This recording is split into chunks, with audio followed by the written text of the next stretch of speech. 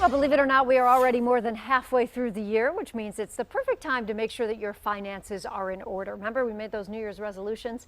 Here to help us out and to give us some tips this morning is Melissa Spickler from Merrill Lynch. Good morning to you. Hi, Joanne. You go by Missy? I do. So, all Thank right, you. let's start talking here about, first of all, the B word, budget. A lot of people don't like that word, but it really is important when it comes to kind of getting our financial house in order, isn't it? Absolutely. I think if you don't start a budget at some point in your life, how do you have any idea what money you have saved, what money you need, what do you do in the future? And I think the best time to start a budget is in the beginning of every year, Right. And then do a double check somewhere around June or July to see if everything is still on track. All right, so we're going to do our double check right now, and if you haven't set one up, maybe you can start now.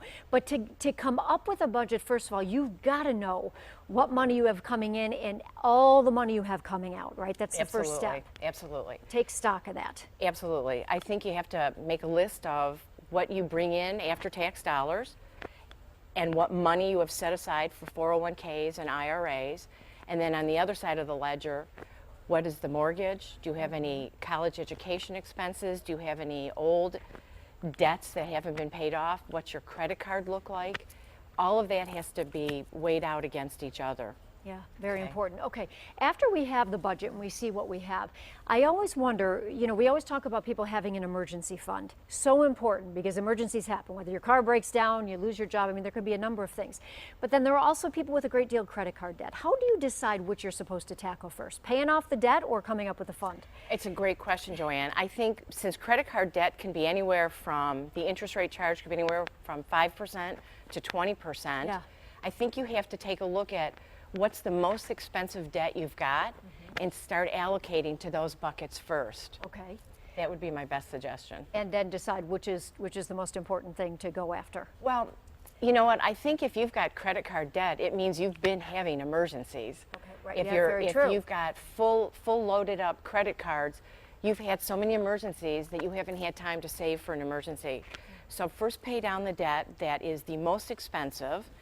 And then when, you know, at the end of the day, you make your little buckets. Yeah. Pay off my debt, my emergency fund, and life and living. And you try to contribute to each bucket. You know, we often hear people say, pay yourself first. Yes. And that's the only way that you're really going to save for your retirement, right? Is to make sure that Absolutely. you don't pay everything off and then have all your money for your lattes and everything else, and then say, well, I don't have enough money to save for retirement. That's the backwards way of thinking, right? I'm going to address this. This is funny you should say about the lattes. Yeah.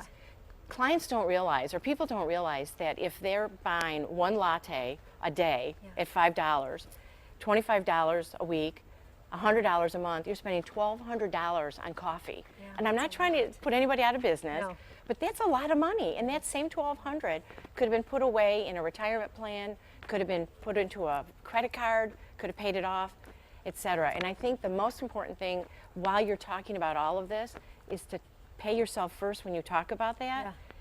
Make sure you contribute to an IRA or a 401k. It's pre-tax dollars. So good, and it compounds so quickly, and it can make such a Absolutely. And they difference. companies match. Yeah, I mean, right. people say, I don't have enough money to do that, but they all have enough money. Nobody's ever helped them with budgeting. Right. All right. We thank you so much, Missy Spickler from Merrill Lynch. Thanks so much for being with us this morning. Thank you so much. It was Some great. good advice. All right, let's talk about the forecast now on this Friday. Weekend ahead of us now, Keenan.